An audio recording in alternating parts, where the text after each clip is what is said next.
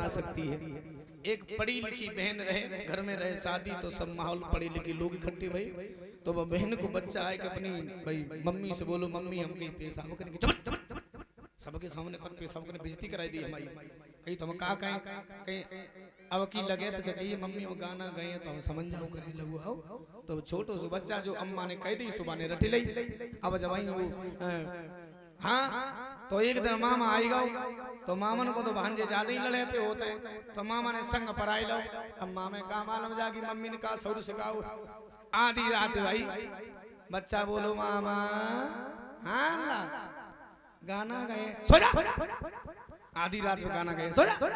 अब भाई का मालूम पर रहो, नेक देर बाद फिर उठ के बैठी हो मामा गाना गाऊंगा सो जा, आधी रात में भजन गए सो जा, सवेरे गई ढोलक बजे घर में पर रहो, फिर पर रहो, फिर उठ के बैठी गो मामा गाना गए सो जा, आधी रात तो कीर्तन गए घर भाई जग जाइए सो जा। अब छोटो सो बच्चा कोलो सदो रहा, फिर उठ के बैठी हो हम कहीं है कहीं है कहीं है, मामा कल को मारी नहीं सकत बहाने जो है, बोले ना हम कहीं है कहीं है, तो मामा कल को लला आधी रात है, अब तू गाना गए सब लोग जग जाए नाराज हो जाए, तो ऐसो करो करोट लाई ले तो भाई कान में धीरे से गाय ले जो हम ही सुन पाए केवल। तो संस्कार माँ देती है बंधुओं, मैं तो सच कहेंगे मैया समान भोले को कोई गुरु नजर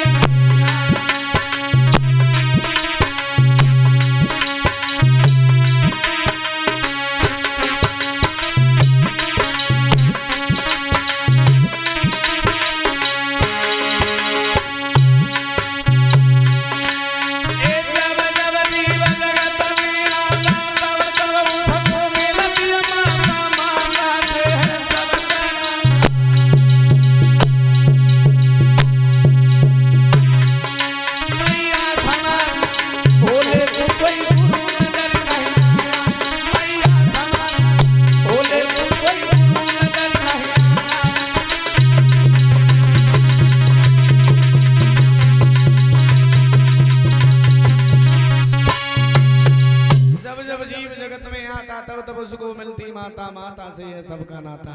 जिस लड़के के घर में उसके माता पिता दुखी हैं, चाहे वो लड़का कितने भी तीर्थ स्थान कर ले, कितने भी दान पुण्य कर ले, उसका उसे कोई लाभ नहीं होता।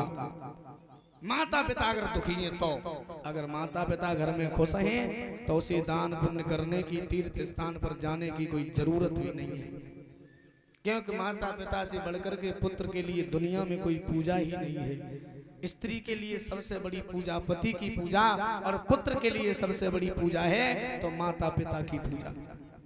ध्रुव बोले पहले जाए कहाँ? मौसी के पास, क्योंकि मौसी धक्का नहीं मारती तो हम भजन के लिए नहीं जाते, और ये हकीकत भी है। उन्नति का सबसे बड़ा रास्ता क्या है? अपमान और निंदा। निंदक नियरे राखिए पलकन कुटी छवाए, और बिन पानी साबुन बिना निर्मल दे बनाए। नेता सुभाष चंद्र बोस जी से पूछा कि उन्नति का सबसे बड़ा रास्ता क्या है, तो उन्होंने कहा अपमान और निंदा। जिस व्यक्ति का अपमान और निंदा होती रहेगी परीक्षित महाराज, वो सदैव उन्नति और तरक्की करता रहेगा। मौसी के पास पहुंचे, मौसी से बोले मौसी मुझे क्षमा कर दो। मौसी बोली बेटा तुम मुझे क्षमा कर दो, मैंने तुम्हें बहुत कलेश दिया है। बोले नहीं मौसी, तुम मेरी गुरु हो, अगर तुम नहीं होती तो शायद मुझे भगवान के दर्शन नहीं होते।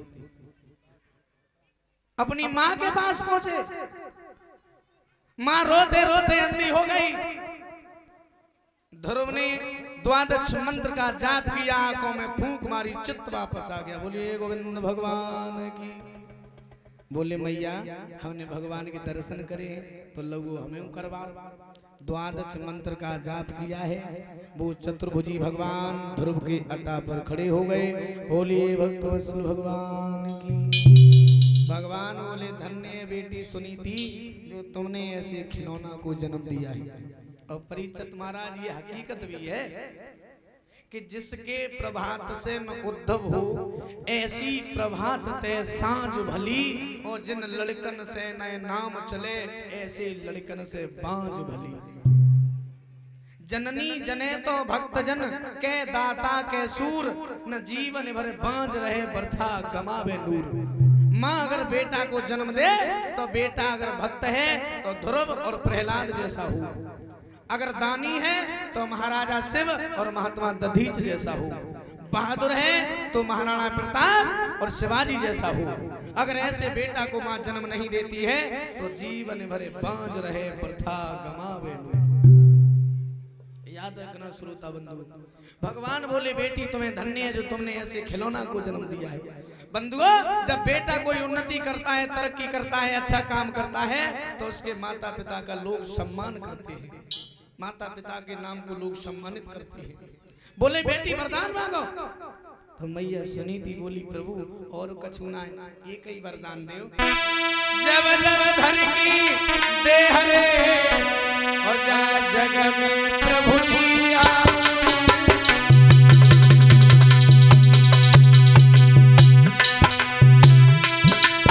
कोई जेला मिली रे, जोई बेटा मिले रे, सौत में गए पाऊं।